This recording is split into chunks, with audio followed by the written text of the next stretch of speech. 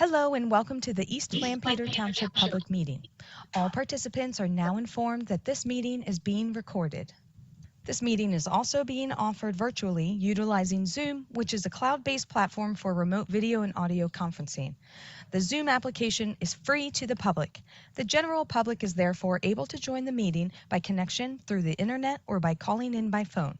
The public is also able to observe the meeting on the Township's YouTube channel.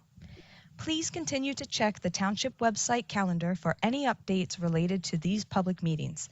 Agendas for these public meetings will also be available on the Township's website. Please be reminded that this meeting is being video and audio recorded and will be posted to the Township's YouTube channel for viewing. The meeting will now proceed with the chairman calling the meeting to order and identifying all other members present in the meeting room and those joining the meeting via Zoom. The chairman will then confirm those members joining by Zoom can be heard. Okay, welcome to the February meeting of the East Lampeter Sewer and Stormwater Authorities.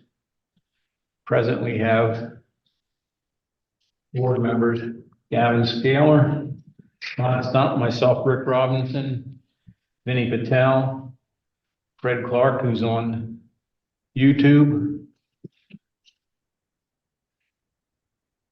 We have Charlie Thomas from the township, Tara Hitchens, Stephanie Leakway. We also have Matt Seachy representing HRG. And I invite you to join us in the pledge of the American flag. Pledge allegiance to the flag of the United States and to the republic for which it stands, one nation, under God, indivisible, with liberty and justice for all.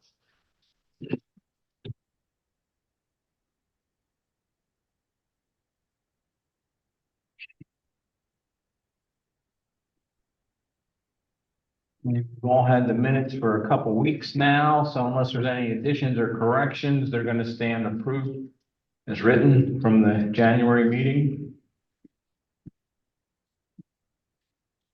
Treasurer's report, sanitary sewer. We have checks that need written in the amount of $13,972.59, and as of the end of January, we have a checking account balance of $13,862.27. So transfer as normal when we need to, 15,000 over to the checking account. You have bills? Oh, you said about the bills. Checks, yeah. Requisitions, Matt? Requisitions, there's one requisition 03-655.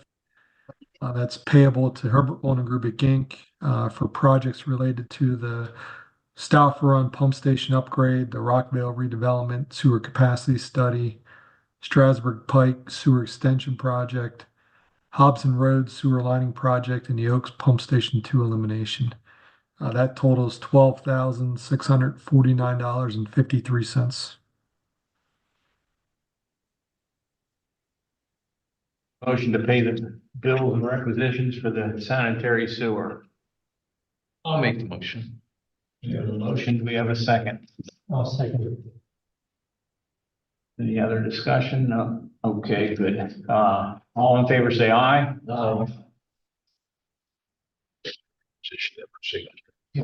Then we're looking at treasury report for stormwater. Rick, we have checks that need written in the amount of $3,831.30, and we have checking account balance of $202,487.33. Okay, looking for a motion to pay the bills for the stormwater. I'll make that motion.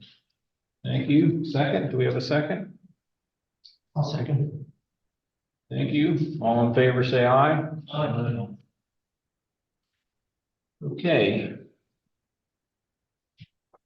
Moving on, under old business. Under sanitary sewer, Stauffer Run upgrade. Thank you. I'll take that.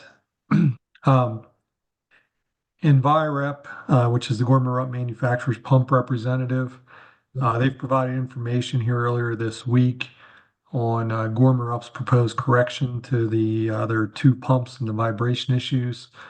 That would be through replacing the impellers that are there with a trimmed impeller set. And in addition to that, changing the V-bell drives on them, similar to what they did to pump number 3. Pump number 3 was previously already completed. So they are proposing to make those similar changes to pump 1 and pump number 2.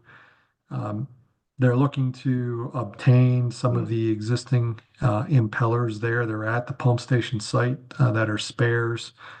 Get those returned to the factory. They would come collect those, return those, trim those impellers, and then bring them back to the site to make those repairs. And then trim the other impellers that were taken out so that the authority has all the spares that they had previously there for the pump station itself. So they did indicate they may need a little staff assistance just with operating the crane and such that's at the pump station site itself. But I think this is a good repair here to get this completed.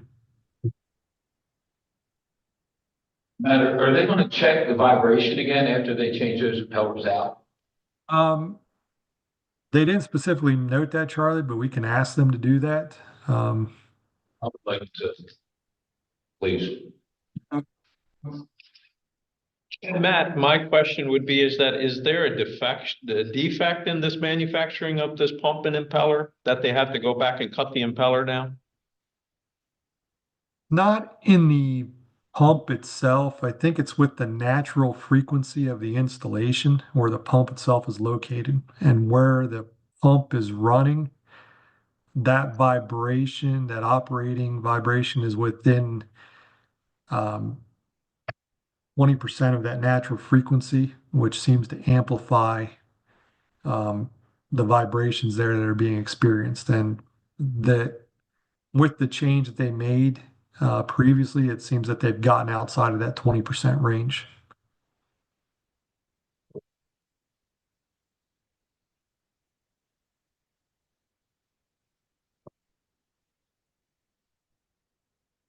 Okay, any other discussion about the stop or run upgrade? Yeah, Matt, just let us know when you need the assistance when they're coming to get those impellers. Okay, I can let them know tomorrow that we can proceed with that, but we'd like to do that testing and then work with the staff there to get that stuff collected. Okay.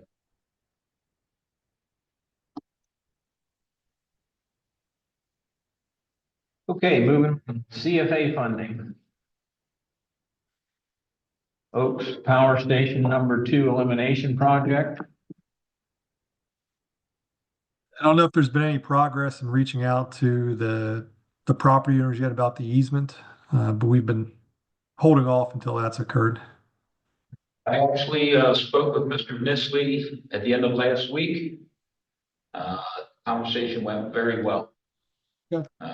Was on the phone with him for about 15 minutes.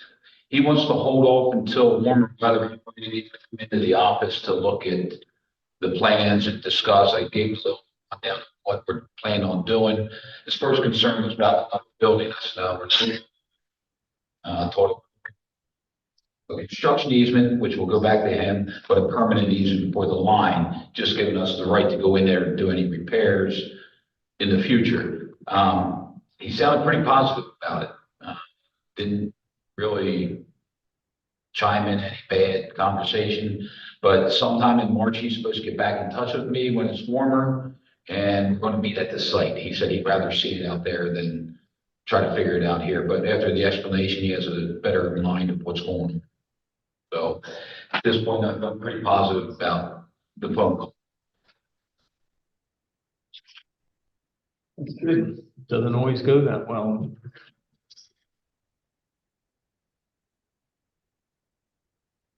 Hobson Road Sewer Rehabilitation Project.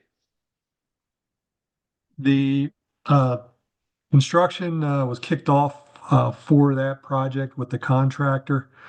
We had a meeting on site to do that. Contractor is Mr. Rehab. They've completed the initial CCTV investigation, as well as providing submittals, which we've reviewed and approved for the project. And the next step would be the installation of the liners. One item was the sewer main that connects to the interceptor is an outside drop, and during the kickoff meeting, township staff indicated that connection's been problematic for them, and they, after looking at the CCTV data, they wish to abandon this outside drop and convert it to an inside drop. In order to help with that, that outside drop needs to be abandoned, and Mr. Rehab and seal that off through the installation of a CIP point repair prior to CIPP lining. This would be at an additional cost of $1,400. So we've reviewed this, we've discussed it with the township staff. Feel this would be an appropriate method to complete that work. The township staff, as I understand it, will do the work inside the manhole. This is just sealing off the outside drop outside the manhole and then lining through that. So with that, we would recommend approval of that change order for $1,400 to have Mr. Rehab complete that work. Okay, looking for a motion to approve the change order for $1,400 on the Hobson Road sewer lining project. I'll make a motion that we approve that, the $1,400. You have a motion, do we have a second? I'll second. Thank you, sir. All in favor, say aye. Aye.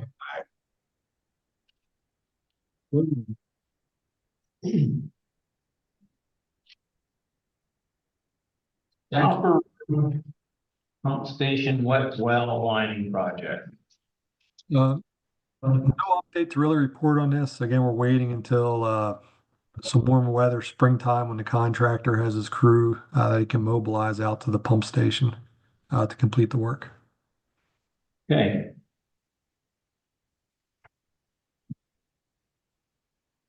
Okay, moving on, transfer project.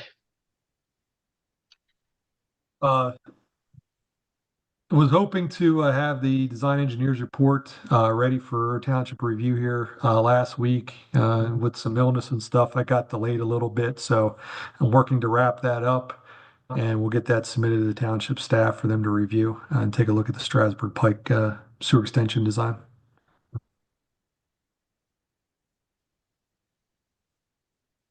Okay.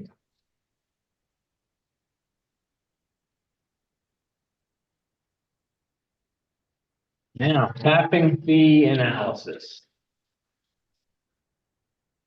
So one of my colleagues, Ryan Killian, you should have received an email from him with the tapping fee analysis.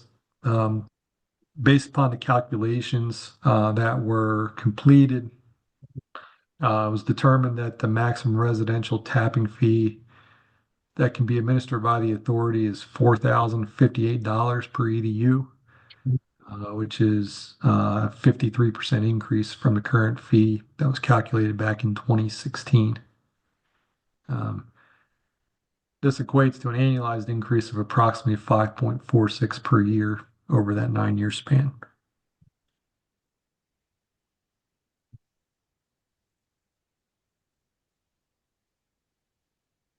We do some study. If out this there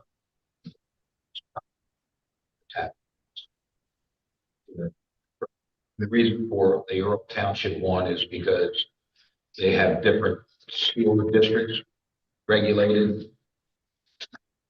Yeah, I was looking, I don't know where I put that, but I mean, it seemed like that was a pretty big span, like Earl Township. I mean, You have like Eastern, Western, and project number 3, I think it's out. big difference there. I mean, not that we have to go by what Earl Township does, but And knowing with the study, what you can actually raise it up to, this You did this just to show the average of what everybody else is charging around the county. Yeah. So I guess I'm wondering, I mean, not that, I'm not necessarily in favor of necessarily going the full amount that they said we can go to.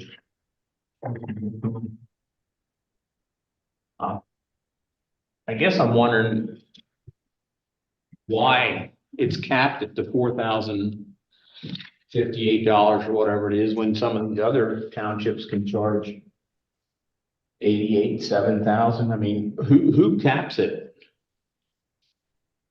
Well, Matt, do you So have that? that study is based on, and it takes a look at your historic cost and what you've spent, and takes a look at your capacity in the system. And based upon that information, it determines what the maximum allowable charge is that the authority can charge.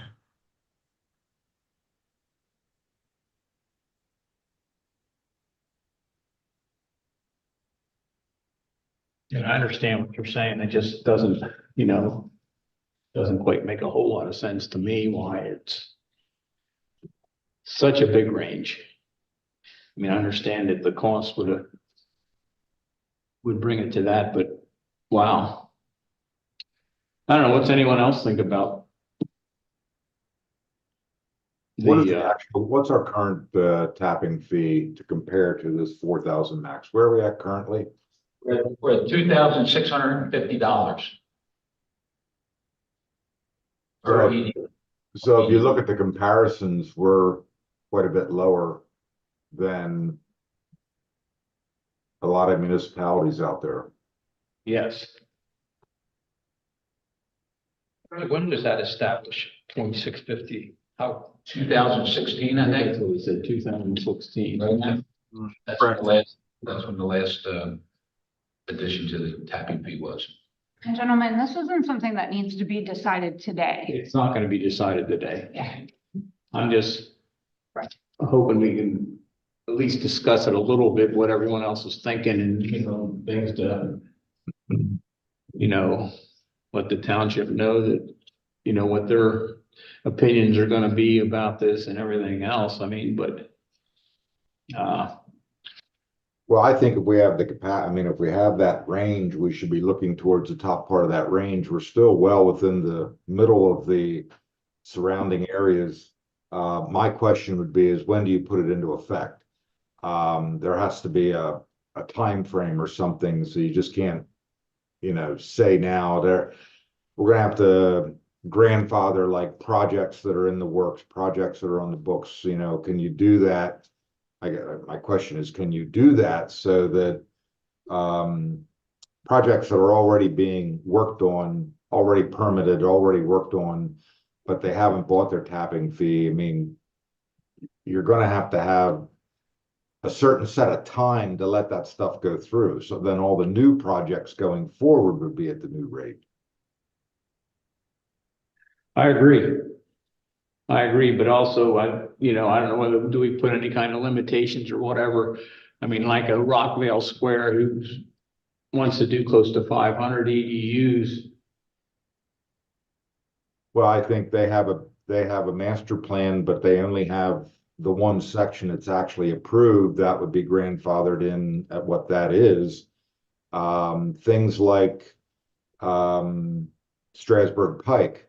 That's a project that we have on the books. Those would be grandfathered in at the old rates. I mean, assuming that we would be going forward with that project once we get the design done. So it's stuff that's in the works is what's going to have to be grandfathered in, but the sooner you start it, then somebody could be coming in for a new project next month that might not be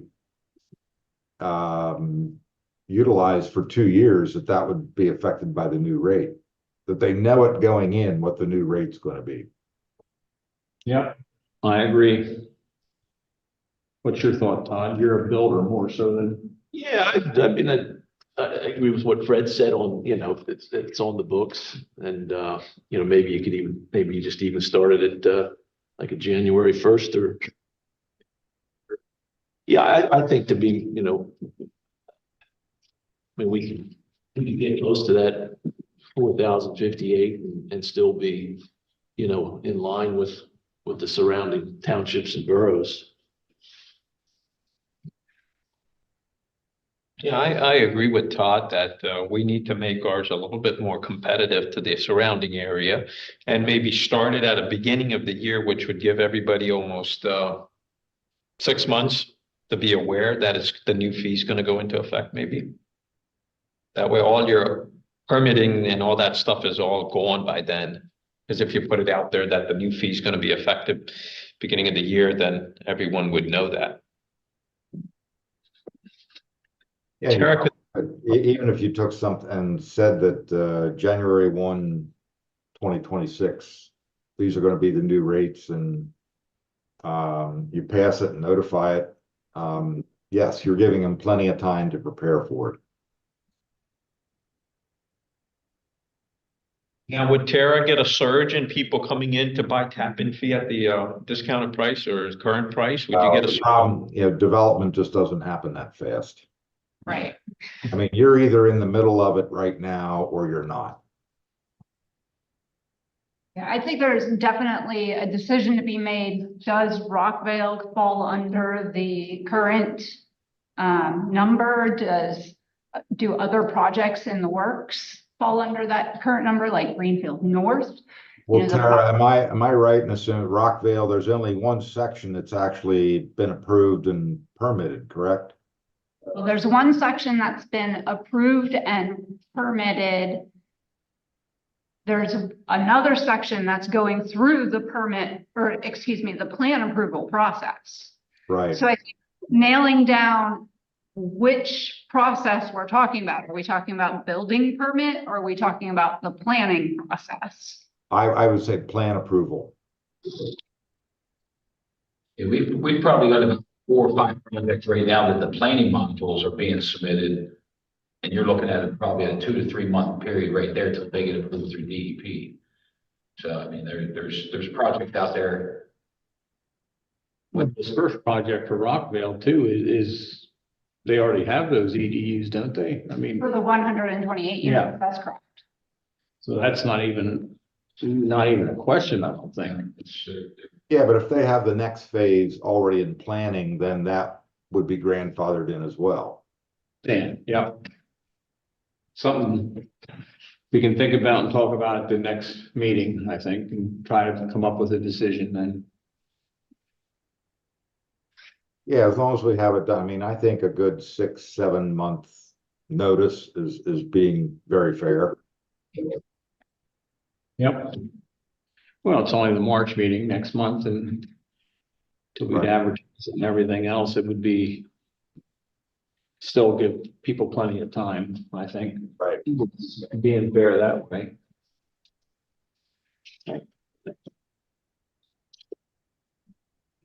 Okay, we're gonna move on here. Old business under stormwater. Oh, is there any other old business? Very sewer. Hearing nothing, we'll move on. New old business under stormwater. PRT update. Right. So we had a meeting with DEP and they went through their continued concerns and we are addressing what we are hopeful is the last of those concerns. Because I shared very forthright my disheartening and dismay with their continued denial of the revolving fund. So I believe we can get to a point where we are approved. Every other project in the PRP has been approved. I got that from them. That is approved. So we have moved forward with the 93 Strasburg Pike project and we have the permitting to do that. So ready to go on that one. As I noted, the forecast meeting, for those that were there. We will not have a PRP in the future. We will have a volume plan in the future based on the new permit draft that came out at the end of January, which I did read through once, but I haven't gone back through it. It's about 90 pages long and it's cumbersome. When I actually go through it and I get a full handle on it, I will share it with you. You're gonna have to change all the ways you calculate it. All of the ways that it is calculated, that credits are calculated, will change from pollution reduction to volume. That's gonna be 2027, maybe? 2026, we need to submit a notice of intent with how we're going to get to whatever number they come up with for us. And 2027 would start the permit. So it's administratively extended until then. Everything's always extended with the DEP, isn't it? I mean, it's always way out months and years. Wow. You have your, at least you got some results in your meeting with them. Sure. Agree that there were results, but I will fully agree that we've come to a realization when we have the approval.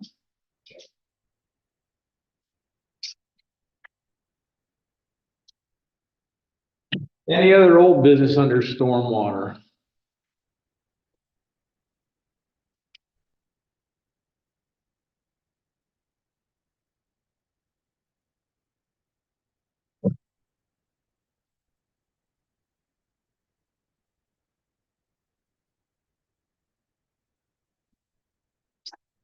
Okay, we're gonna move to new business. Under sanitary sewer, we got Greenfield North Improvement Guarantee Reduction.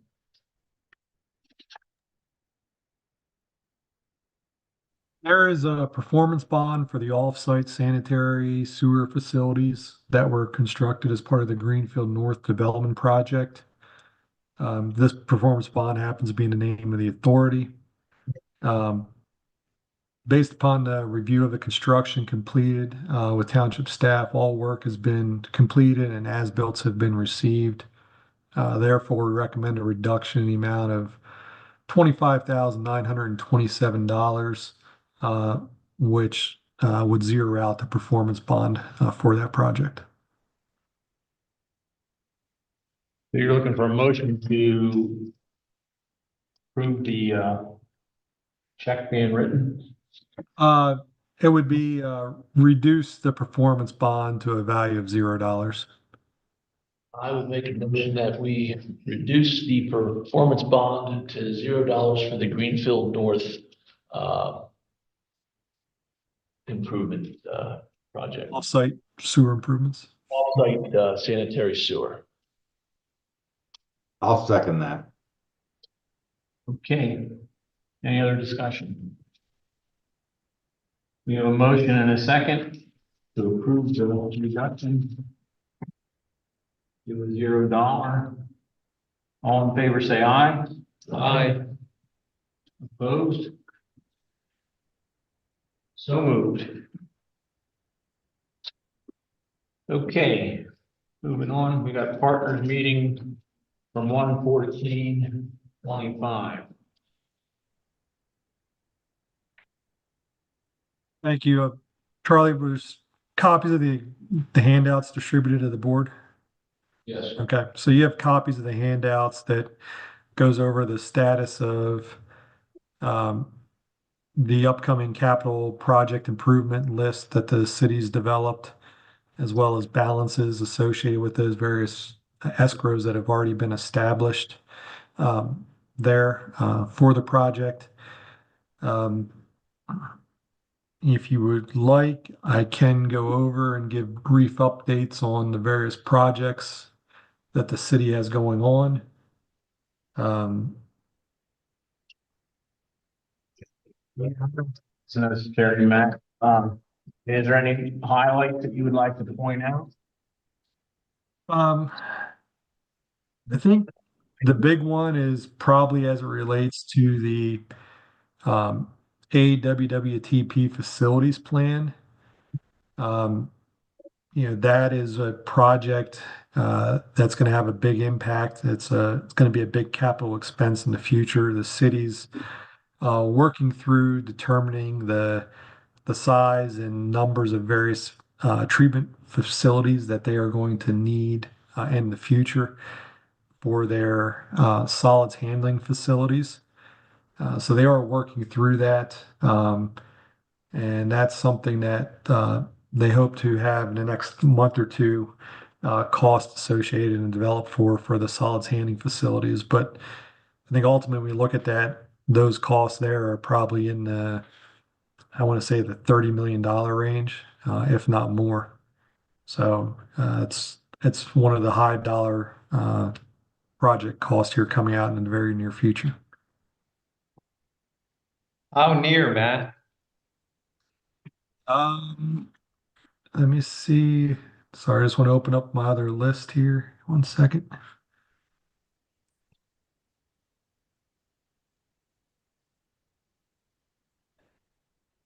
So on the big city spreadsheet that was provided, it's titled the Municipal Partner Capital Sewer Project List. That would be project number 16 on page 2. So I'm sorry, that's right now the city's got a placeholder cost of $69.2 million in there for construction. And they're targeting that currently January of 2027. Funding to do that, Lancaster City? We are exploring avenues for it. So for some of the other projects, they are exploring the use of Penvest funds for some of their funding components. But I would imagine they would be looking at that right now. So they did note that that cost is a rough number, and what they're working on right now with the facilities plan will help them to better target that number in.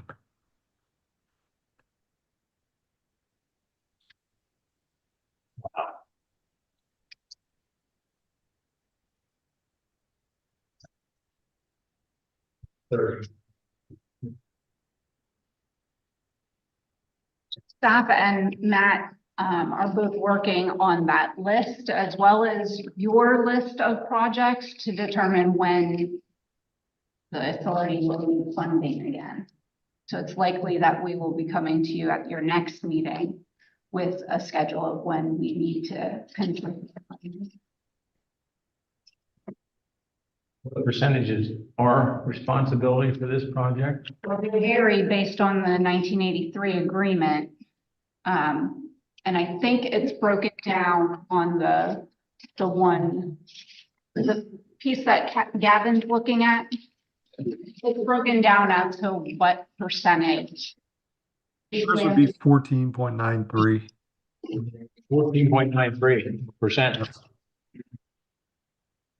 So $70 million or $69 million project. You're talking about $10 million, $11 million in our responsibility. Correct. Wow.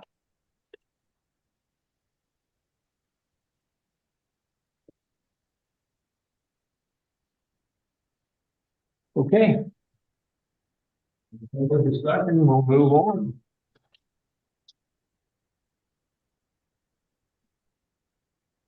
Approval agreement with Wilmington Trust to establish escrow agent. This agreement is to move from Fulton to M&T. We went over a few months ago the issues that the city has been having with Fulton serving as the escrow agent. So they had a few options to consider, and then we actually, Hutch provided M&T as an option, and that turned out to be one of the best options. So M&T will serve as the new escrow agent. This is for each of the partners to move into that escrow agreement. And then the next two actions you have are to actually move the existing escrow agreements that we are currently involved in to M&T. And then there's the establishment of two new ones, which we've held off on until this time. I have the belt filter rebuild as number 10. That should actually be with the outfall expansion. We signed the agreement, but we never established the fund with Fulton because we knew this was happening. Okay, so if you'll please take action for the belt filter press with the outfall, that would be appreciated. Okay, we need a motion to approve the belt filler press The rebuild. first one is the agreement with Wilmington Trust. Okay. Need a motion to approve the agreement with Wilmington Trust, doing business as M&T, to establish them as the escrow agent. So moved. I'll second that. We got a motion and a second. Any other discussion? All in favor, say aye. Aye. The next action is the agreement to replace all of the escrows, and there's 10 of them, 1 through 9 and 11.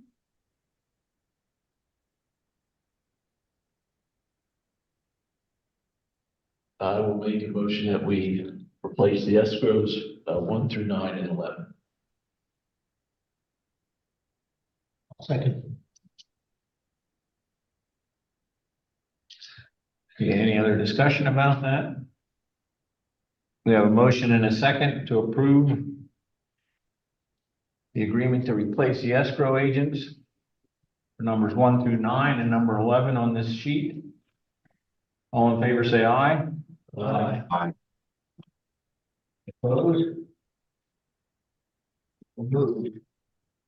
Now, You're approving the escrow agreements for the new projects of outfall expansion and belt filter press rebuild. The belt filter press, the authority's cost there was $268,740, which is 14.93% of the project cost. And for the outfall expansion, the authority share of the project for the conceptual evaluation is $2,986, again, which is 14.93% of the project cost. The city did obtain a grant, a resiliency grant for that, so that's covering the majority of that share of the project cost for this particular phase. I'll try to. So I'll motion for the approval of the escrow agreement for outfall expansion and the belt filter press rebuild. You got it. All right. thank you, Todd. Do we have a second? I'll second. Thank you, Fred. Anybody, other discussion? All in favor, say aye. Aye.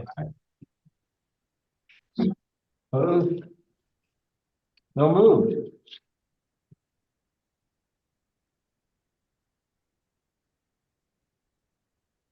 Agent.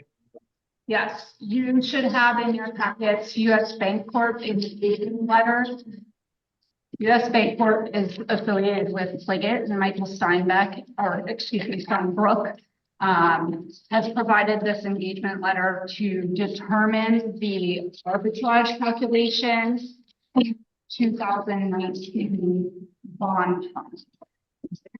So we earned more interest than we paid on it was good times, right? So we earned more interest than we pay on the actual funds. So we can actually do the calculation to then reimburse the. No, we can keep it. Municipality can't keep it? No, No, you can keep it.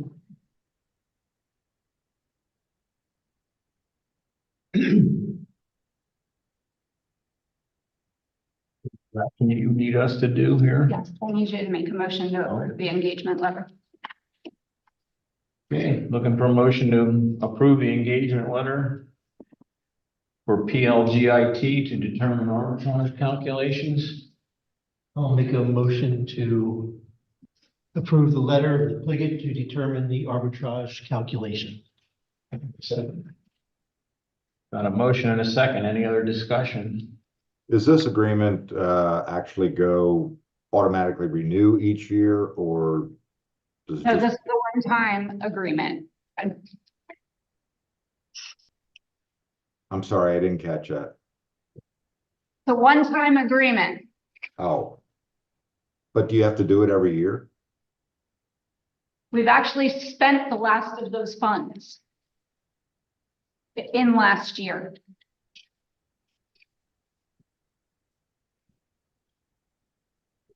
If we do this,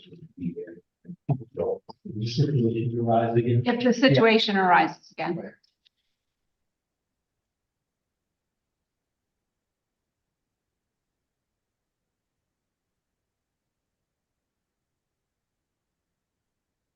A motion and a second. Yeah, we have a motion and a second to approve the engagement letter.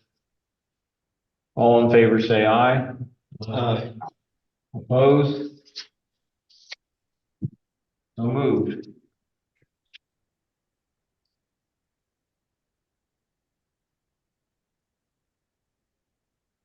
Any other new business under sanitary sewer?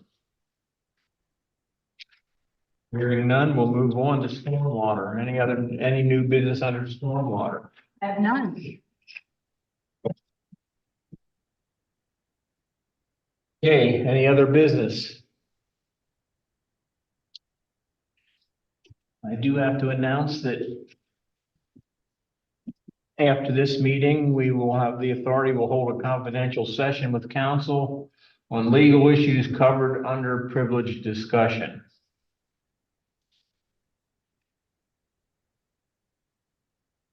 Any questions about that? Okay.